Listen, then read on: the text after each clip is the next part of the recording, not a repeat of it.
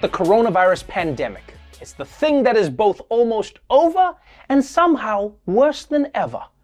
Even as vaccines are making everybody safe, it is clear that COVID-19 is a lot like Benifer, in that it is never really going to be over, which is why a new breakthrough in testing for COVID is getting a lot of buzz. Dutch researchers are training bees to detect COVID-19 infections in samples, and they say that it could cut the waiting time for test results from hours or days down to just seconds. Bees have an unusually keen sense of smell, and the bees indicate a positive test result by extending their tongues to get a reward in the form of sugar water. Takes about a month to train these bees. Researchers say that it could be used in parts of the world where there is currently no COVID testing available. You see, people? You see what happens when we don't get vaccinated? I told you guys. What did I say? I said, if we don't get global vaccinations up and running, we're all gonna end up getting licked by bees. Remember when I said that? And now look what happened. Huh? I also love how they say this is going to be used in countries where regular testing isn't available. Poor countries always get screwed, man. In America, what do? They swab you with a Q-tip. That's the test. But now in Africa, they're going to be like, my brother, you think you have COVID, huh? What you need to do is put your head inside this beehive and cough. Cough again. No, you must cough. Cough harder. Cough. No, don't worry about this stinging. They are going to test you. Cough again. Why are we even making the bees do this? I mean, these poor bees, they already have so much on their plate. They pollinate our crops. They make our honey. They teach our kids how to have sex with birds. Give them a break. I just hope that this gets people over their vaccine hesitancy. Because now, if you don't want to get the vaccine, fine. But that means you got to get a bee test if you want to go to the club. Hey, what's up, girl? You looking to have fun tonight? Yeah, because there's bees! There's bees! Oh my God, there's bees! Oh my God! So yeah, you gonna be in there? I'll see you in there, girl. But let's move on now to some news from the world of sports. The Kentucky Derby. It's the Super Bowl for athletes who poop standing up. Well, it turns out that this year's winner may have been downing something a little stronger than a mint julep. Now to a scandal that's erupted in the world of horse racing. Medina Spirit, this year's winner of the Kentucky Derby, failed a post-race drug test. The Colts Hall of Fame trainer, 7-time Derby winner Bob Baffert, now suspended indefinitely by Churchill Downs. The substance, an anti-inflammatory, was also found in the system of Gamine, another Baffert-trained horse that finished third in last year's Kentucky Oaks race. Former President Trump is weighing in, saying, so now even our Kentucky Derby winner, Medina Spirit, is a junkie. This is emblematic of what is happening to our country. The whole world is laughing at us. Yo, guys, I still can't believe this guy was president. I mean, this man is a legend. What other ex-president spends their time roasting horses? It is weird, though, to put this on the horse, right? I mean, it's not like the horse wants to take drugs or train all day or race around a track getting slapped on the ass. It's a horse. It wants to do what horses want to do. DJ. They love DJing. At the same time, though, if it was up to the horse, I mean, the horse would definitely take the drugs. Because horse racing is the sport with the biggest difference between winning and losing. If you win, you spend the rest of your life banging other horses. If you lose, you're going to be holding macaroni art together. And finally, a threat to America's infrastructure that's scarier than Woody Harrelson in the new Venom trailer. If the line at the filling station is a little longer than usual this week, it might just be because somebody has hacked the gasoline. We're going to begin with this, though. The race against time after a cyber attack on a major source of fuel for the East Coast. Colonial Pipeline halted operations on thousands of miles of pipeline on Friday after hackers forced a shutdown by taking the company's data hostage. Colonial runs pipelines from Houston, Texas to Linden, New Jersey, transporting more than 100 million gallons of gasoline, diesel, jet fuel, and home heating oil every day. A criminal gang with links to Moscow is a leading suspect. There is a ransomware crew known as DarkSide. They use kind of a double tap technique of both locking up the networks and demanding ransom. Overnight, gasoline futures jumped more than 3% to $2.22 a gallon, the highest since May of 2018. Another concern is panic buying. Analysts worry that nervous consumers could drain gas supplies, which would also push prices higher. Okay, all right, this is outrageous. If you want to take data hostage, you do it the legitimate way, by getting people to sign up for your social media network. Now, maybe I'm not that tech savvy, but is there a reason a pipeline has to be on the internet in the first place? Like, who was out there like, all right, guys, I think it's fine to transport billions of gallons of oil through this pipe, but what if we could also use it to watch TikTok? Huh? And look, hacks happen all the time, but this attack is a big deal. And it could even cause a shortage of gas in America, which, by the way, Daddy Yankee tried to warn us about, but what were we doing? Too busy grinding to listen. So yes, people are now going to be going out, trying to buy gasoline before the price goes up again, and it's going to be chaos. I mean, not for me though. I already have all the gasoline I need. You see, the trick, and nobody realizes this, is you want to save gasoline ahead of time. And the way to do that is you soak up the gasoline with a bunch of oily rags. See? Yeah. And that way, I can stack it up in my apartment and I only squeeze out what I need. That's how you stay safe. The Golden Globes, a great honor for actors and a huge insult to flat earthers. You might remember that the award ceremony has been under fire for its lack of diversity and alleged corruption. And with the Hollywood Foreign Press Association dragging its feet about making changes, people have started ramping up the pressure. The Golden Globes, off for now. NBC announced it will not air the award show next year, another major blow to the Globes following months of criticism from movie stars and Hollywood insiders directed at the Hollywood Foreign Press Association after an LA Times report that revealed, among other things, none of the group's 87 voting members are black. Netflix and Amazon Studios have both threatened to cut ties with the association. The winner is Tom Cruise. Now, three-time Golden Globe winner Tom Cruise is joining the growing boycott, returning his statues to the organization. He has 3 Golden Globes, and he said, nah, you can have these back. That's a signal to other prominent white people in power in this industry to step up and fight the fight with us. Oh boy, you know you screwed up if Tom Cruise is distancing himself from you. And personally, it doesn't bother me if the Golden Globes go away. I mean, because the purpose of film isn't about pleasing snobby critics with golden statues.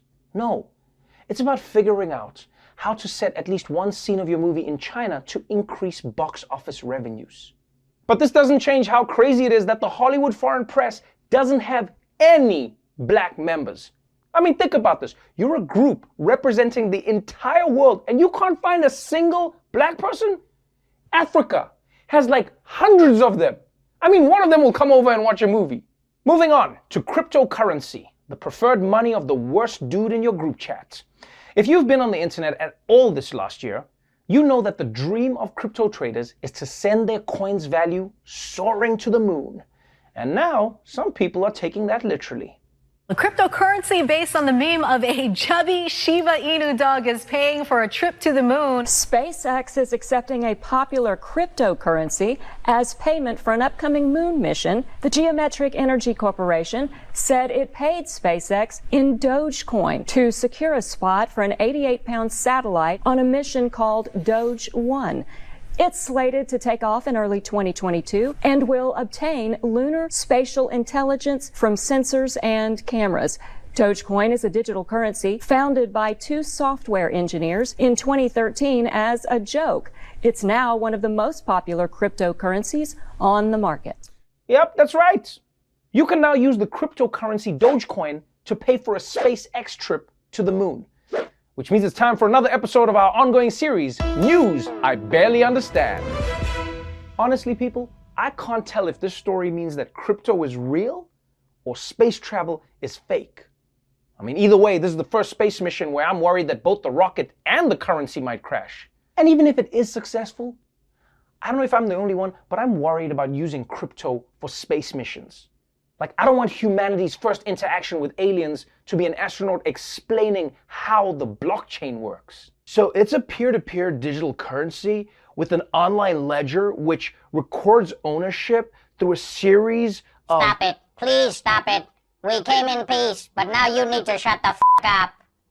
You know what's crazy about Dogecoin is that it's so valuable, but almost nobody accepts it as actual money. I mean, it must be really weird to be a Dogecoin billionaire. Hey, what's up, baby girl? I'm so rich, I'll take you all around the world. Hell, I'll even take you to space. Ooh, sounds like fun. But first, I'm so hungry. Can we get a sandwich? Yeah. In that case, I'm gonna need you to spot me. Yeah. Congresswoman Liz Cheney, who has spent the past few months saying things that make Trump really angry. Like that the election wasn't stolen, that trying to overthrow the government is bad, and that Twitter is still fun without him. Whew. Now, what made this especially ballsy is that Cheney was saying all of this while holding the number 3 position in the party's congressional leadership, which was making everyone in the GOP pretty uncomfortable. I mean, here they are trying to move past the attempted coup and focus on looking forward to the next attempted coup. But Cheney just wouldn't let it go. So today, they decided to overthrow her. More breaking news from the Hill. Last hour, Liz Cheney was voted out as House Republican Conference Chair. She was number 3 in leadership. That position is no longer hers. House Republicans are expected to replace Cheney with New York Congresswoman Elise Stefanik. She has emerged as one of former President Trump's top defenders. Cheney spoke to cameras briefly afterwards. We cannot both embrace the big lie and embrace the Constitution. I will do everything I can to ensure that the former president never again gets anywhere near the Oval Office. Okay. Wow, I respect Liz Cheney taking a stand against Trump, but it does feel a little less threatening when she's doing it as she's being removed from power, you know? It's got the vibe of a villain falling into a volcano while saying, "This isn't over." My man, it's over. No, it's over. So, forced to choose between a party leader who told the truth about the election and a party leader who claims that the election shouldn't count because too many people voted, the GOP chose the lie. And if you want an idea of where the GOP is headed, well, there may be no better clue than the person who's expected to replace Cheney in party leadership. New York Congresswoman Elise Stefanik, who just happens to be the subject in our latest installment of Fringe Watching. Given the state of the Republican Party right now, you might think that the person they're replacing Liz Cheney with would be a 180-proof Trumpist from the heart of MAGA country. But actually, for most of her political career, Elise Stefanik was the exact opposite. Elise Stefanik was not always considered a Trump Republican. Stefanik was seen as a moderate when, in 2014, she won a House race in upstate New York at age 30. She was the youngest woman ever elected to Congress when she first won this office. And at that time, she was a pretty classic East Coast moderate conservative. In 2015, 2016, and the early days of the Trump administration, Stefanik repeatedly and publicly opposed Trump. Opposing him on NAFTA and trade, even voting against his signature 2017 tax cuts. She also criticized Trump's initiative to build a wall, saying, quote, "I don't think that's realistic." In 2015, Stefanik also disagreed with Trump's calls for a Muslim ban, saying, "This is not who we are as a country." And Stefanik wrote this after the release of the Access Hollywood tape. Donald Trump's inappropriate, offensive comments are just wrong. I've disagreed with the president's rhetoric numerous times when it comes to how he addresses women. So Elise Stefanik didn't like Trump's tax cuts, didn't like his trade deals, didn't like his Muslim ban, didn't like his sexism, didn't even like his wall. She basically didn't like anything about Trump, which is insane. I mean, you expect that from Trump's wife, but not a Republican congresswoman. So for a while, Stefanik was pretty much what used to be called a normal Republican. And then in late 2019, she saw an opportunity to make like Billie Eilish and give herself an eye-catching new image. Elise Stefanik became the breakout star of the House hearings for Trump's first impeachment. often tangling with Democrats. To have our Democratic colleagues say these untruthful statements just reeks of political desperation in their continued obsession to manipulate mainstream media coverage. Trump was so impressed at the time, he tweeted, "A new Republican star is born." After Trump lost and started pushing the big lie, Elise Stefanik signed on, fighting to overturn the 2020 electoral results in both Pennsylvania and Texas. As this newly minted version of Stefanik moved ever closer to Trump's orbit, her fundraising exploded, and so did her profile. Stefanik became a regular on Fox News, and her cheerleading for Team Trump moved into hyperdrive. Stefanik was clearly on Trump's radar, even if he couldn't pronounce her name. Elise Stefanik. Look, you can't take offense to that. Trump pronounces words like a great jazz musician. You'll never hear it the same way twice. Now, to outsiders, this might have seemed like Stefanik suddenly embracing the dark side, like Anakin turning into Darth Vader, except for the part about wearing a mask. But the truth is, she probably just made a straightforward calculation. She saw where the party was going, and she decided to go along with it.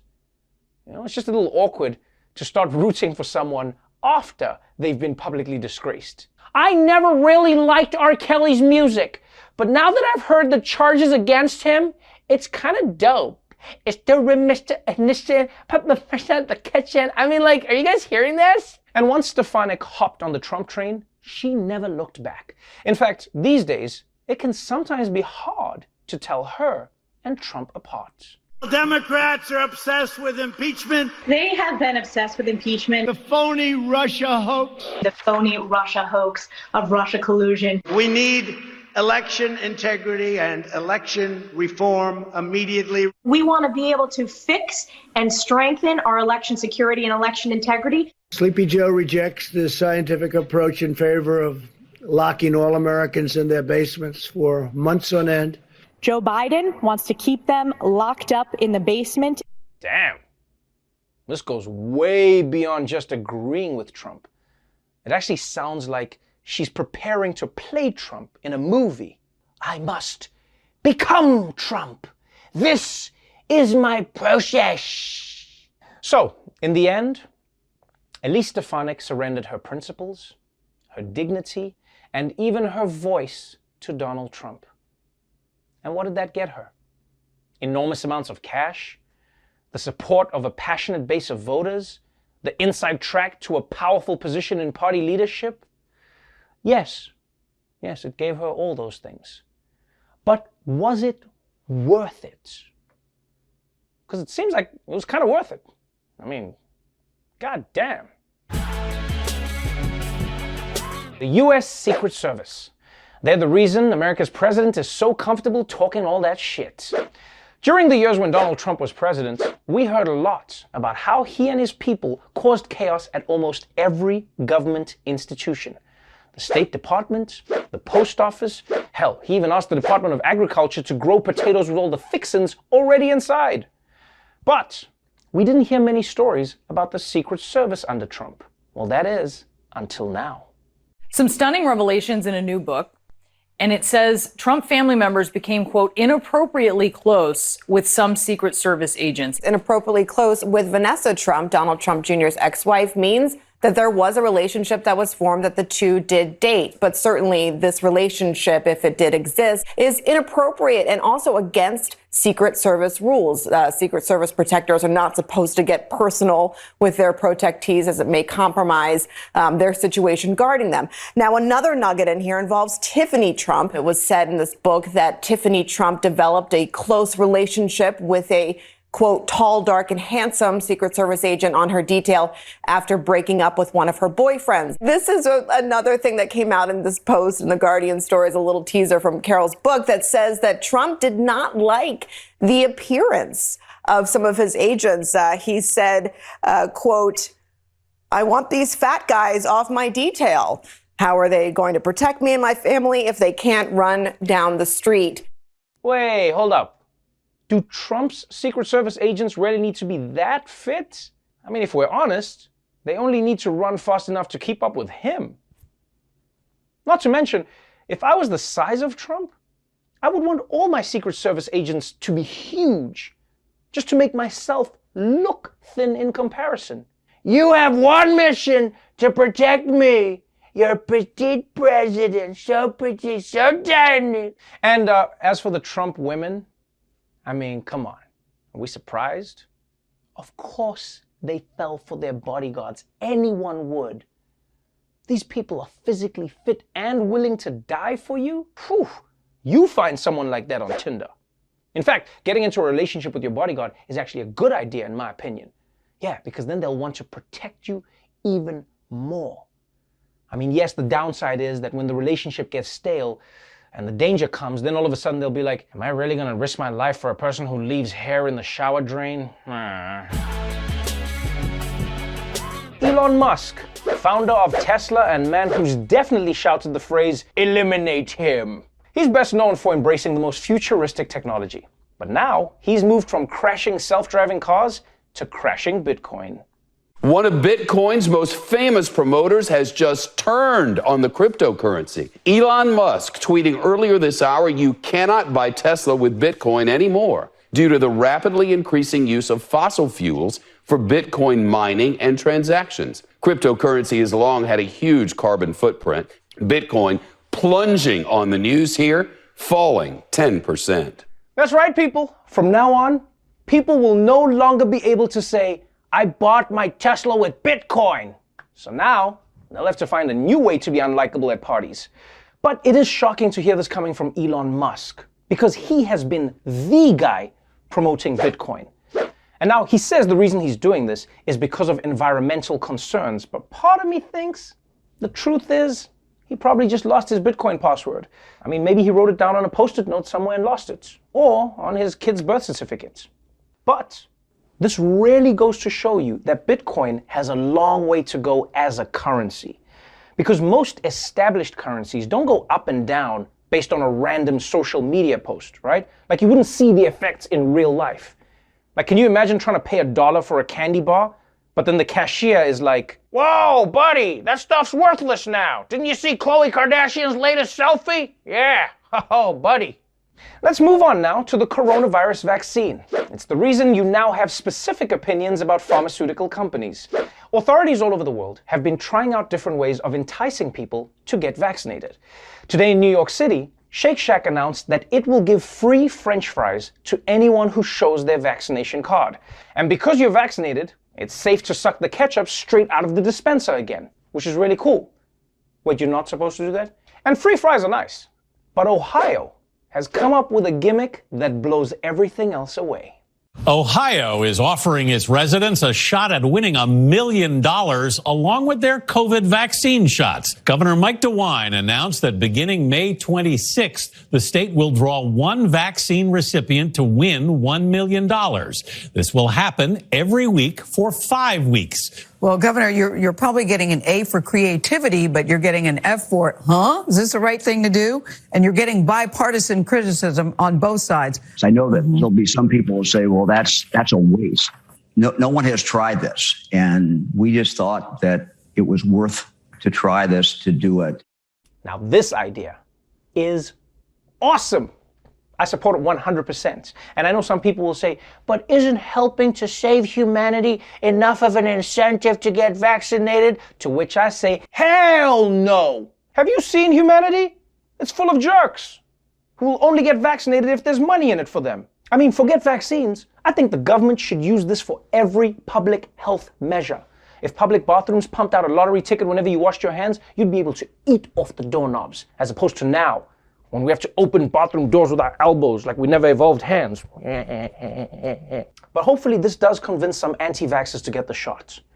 You know, the only awkward part is that if they actually win, then they're gonna have to explain to their anti-vax friends how they got rich. No, guys, dude, it's totally not what you think, man. No, I'm in like human trafficking. Dale, I swear, dude. So look, I support doing whatever it takes to get people vaccinated. But you've got to admit, this is the epitome of a first world problem. How can we convince people to take all the extra vaccines that we have lying around? What if we give them all the extra money we have lying around? Meanwhile, Africa is over here like, yes, Well done, guys. You cracked it, eh? You cracked it. And by the way, the best part about this lottery is that you don't have to worry about holding on to a ticket. Yeah, you see, if you win, they'll just find you using the microchip in your bloodstream. And finally, Instagram. Twitter for hot people. These days, there's so much content on Instagram, it's harder than ever to get noticed. It's not enough to just copy a dance from a black kid anymore. White girls are scouring whole new ethnic groups to steal from. It is out of control. And now, one would-be influencer is in trouble for a viral stunt that she couldn't quite pull off. And the Miami Herald reports a 28-year-old woman allegedly posed as a high school student to promote her Instagram page. Police say Audrey Frances Queenie tried to blend in with students at the Miami area school Monday. They say she had a backpack and she carried a skateboard as she walked through the hallways handing out pamphlets printed with her Instagram account while recording herself. Security officers tried to catch her, but she got away. They later tracked her down through her Instagram page and arrested her. She faces charges including burglary and resisting arrest. No, people, no. A woman posed as a teenager on Instagram, and she thought she could get away with it by carrying a backpack and a skateboard? Yo, that's like the official uniform of old people trying to pretend that they're teenagers. Like when narcs get kicked off the force, they have to hand over their gun, their badge, and their skateboard. It's a thing. I mean, this must have been so embarrassing for this woman. And also for Matt Gaetz when he found out he was hitting on a 28-year-old. That's not his swag. And the saddest thing is, after all the work she did and all of that drama, she didn't even end up with a cool story for the gram. Or did she? But guys, I wish people would realize that your worth as a human being is not defined by how many followers you have or how popular you are on the internet. What really matters is that you're a good person who is kind to other people and lives with integrity. Man, I gotta post that. That's gonna get so many likes. That's dope. Before we go, May is Mental Health Awareness Month. So please consider supporting an organization called Therapy Aid Coalition.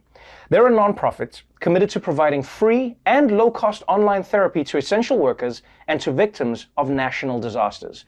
So if you're able to, please go to the link below and donate whatever you can.